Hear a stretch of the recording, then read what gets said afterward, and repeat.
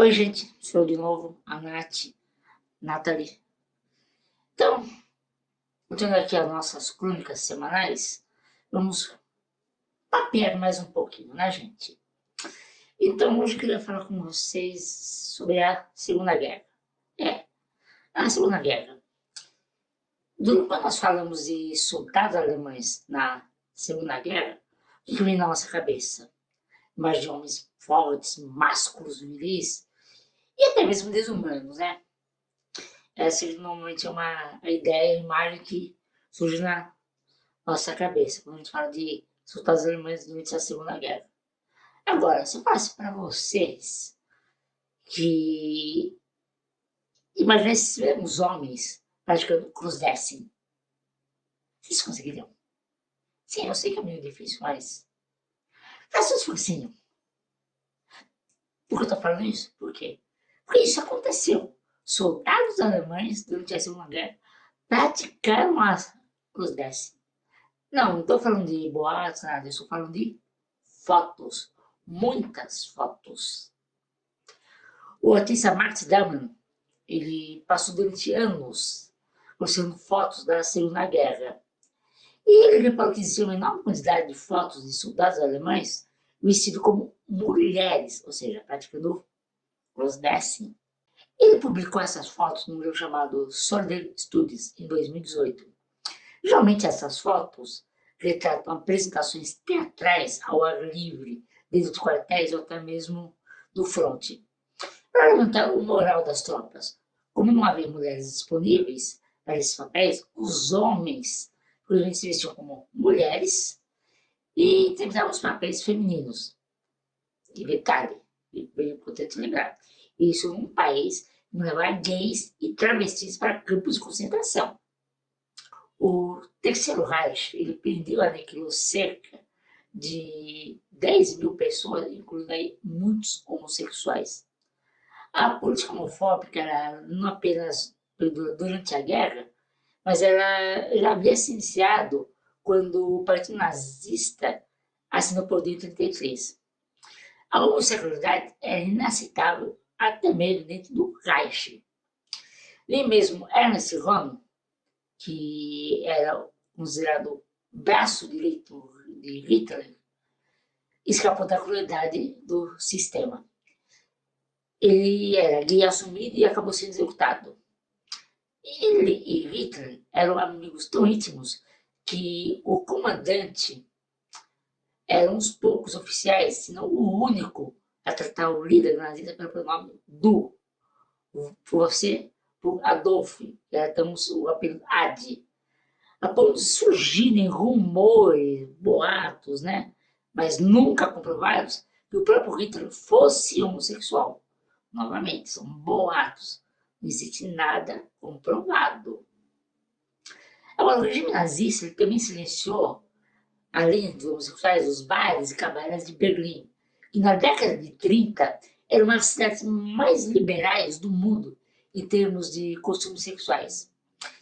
Mas, mesmo antes dos nazistas, o Código Penal alemão já criminalizava a homossexualidade masculina.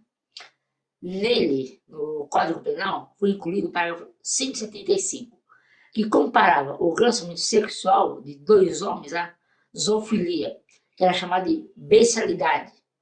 A pena prevista era de prisão e perda de direitos civis. O irônico é que um dos principais responsáveis pela derrota dos alemães durante a Segunda Guerra foi justamente um homossexual. Foi o britânico Alan Turing, um matemático que quebrou o código usado pelos alemães, permitindo assim os alemães a derrotar o eixo. Enquanto os alemães estavam perseguindo os gays, alguns de seus soldados, que estavam afastados do fronte em outras situações, se travestiam em busca de diversão. Vários soldados se vestiam como mulheres, com direito a vestidos, saias, lingerie e até mesmo foto abraçando seus colegas de farda. Consegue imaginar isso, gente? Soldados alemães da Segunda Guerra de lingerie? É uma figura, uma imagem icônica, surreal, diria. Agora, a produção das roupas e a maquiagem usada nessas produções era cuidadosa. Os homens apareciam usando calcinhas, sutiãs, saias, sapatos, perucas e uma maquiagem caprichada. Em geral, eles encontravam esses itens nas cidades que eles invadiam. Agora, por que eles faziam isso? Qual o motivo que leva homens, soldados, a se vestirem como mulheres, praticando crossdressing? Bem, um dos motivos possíveis é que nessas apresentações não haviam mulheres disponíveis para interpretar os papéis. E então os homens se vestiam como mulheres para desempenhar os papéis femininos. Tem uma espécie de crossdressing artístico, digamos assim. E esse tipo de crossdressing era tolerado e incentivado, pois era visto como parte do entretenimento, até mesmo uma brincadeira, sem nenhuma conotação sexual ou de identidade de gênero.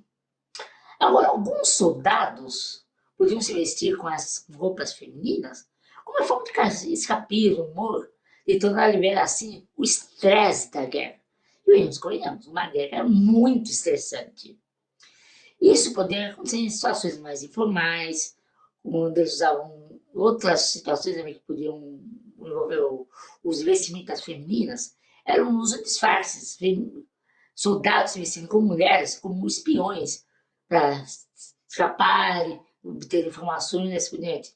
Era uma estratégia de fogo de espionagem que eles faziam isso. Agora, o crossdressing, de maneira geral, como uma forma de aliviar o estresse dos soldados durante a Segunda Guerra, ele pode ser compreendido dentro de um contexto psicológico e social maior. E várias razões elas contribuem para isso e, inclusive, funciona como uma válvula de escape para o estresse. A vida militar, como eu falei, é muito estressante durante a guerra. Ela é extremamente rígida, com disciplina severa. Se olhar todo para o seu superior, de repente ele cisma com você e já te manda para a cela. Então, uma coisa bem estressante, bem rígida.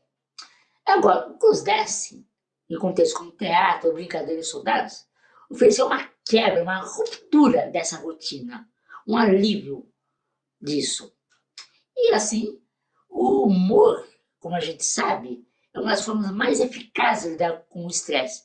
E o crossdressing podia gerar várias situações cômicas, ajudava a criar um ambiente mais leve, mais calmo entre as tropas. Ver um camarada vestido como uma mulher podia provocar risos, aliviar a tensão, reforçar laços de camaradagem.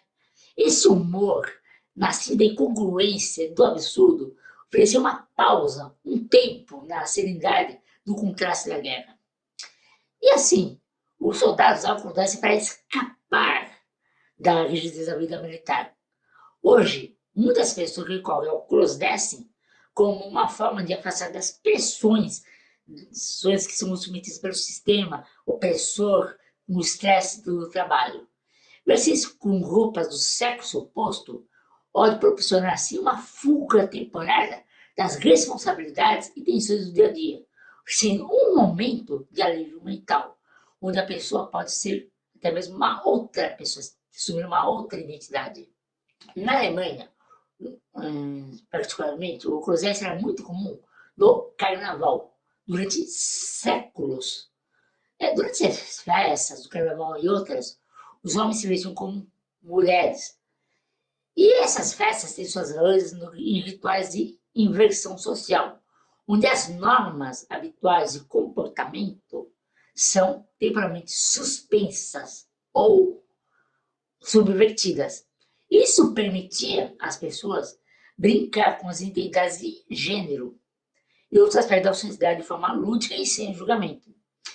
Durante essas celebrações, as regras sociais são mais relaxadas, permitindo que as pessoas experimentem assim, expressem perante os outros, para dizer que normalmente elas não serão em público.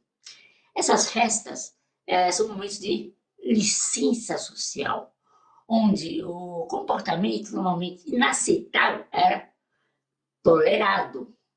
O fato de muitas pessoas aderirem ao crossdressing reforça a ideia que as festas são momentos que as barreiras sociais e individuais são integralmente derrubadas abaixo. E durante as celebrações e festas, mesmo em tempos de guerra, quanto em tempos de paz, as pessoas têm a oportunidade de se libertar das restrições sociais e das expectativas que costumam seguir na vida cotidiana.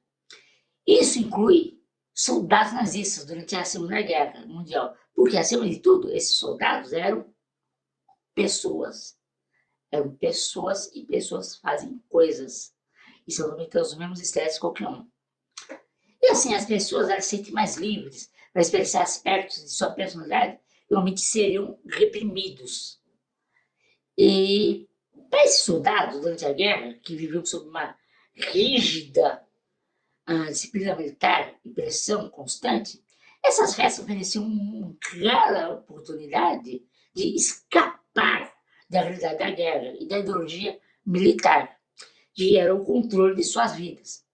Ao se vestir com roupas do sexo oposto, esses soldados podiam estar explorando e expressando aspectos de suas identidades que eles normalmente iriam reprimir, por expectativas rígidas de masculinidade e comportamento militar. Agora, o fato do crossdressing emergir em contexto onde as normas sociais são suspensas, como nessas festas, celebrações e momentos de desexibição, sugere que a prática pode estar ligada a desejos e aspectos que normalmente são reprimidos ou mantidos ocultos e livres para explorar essa parte de si mesma. O crossdressing geralmente permite essa experimentação e pode ser maneira de ver uma faceta, um lado de sua identidade e de outra forma seria mantida oculta, afastada, nunca revelada. Assim, esses soldados eles vão encontrar maior alívio no crossdressing em um ambiente de camaradagem. Hoje, muitas pessoas encontram apoio e compreensão em comunidades crossdressings. Eu mesma sou uma que encontrou muito apoio, camaradagem, amizade, compreensão na comunidade crossdressing. Esses grupos oferecem para nós um espaço seguro, onde podemos nos expressar livremente, sem medo de sermos julgadas, onde pode reduzir o estresse associado ao isolamento ou a falta de compreensão. Podemos ser nós mesmas com autenticidade, sem nos preocuparmos com algum vacilo, pois estamos entre amigas. E assim, minhas caras colegas, minhas amigas, hoje eu fico por aqui e a gente se vê por aí. Abraços da Nath.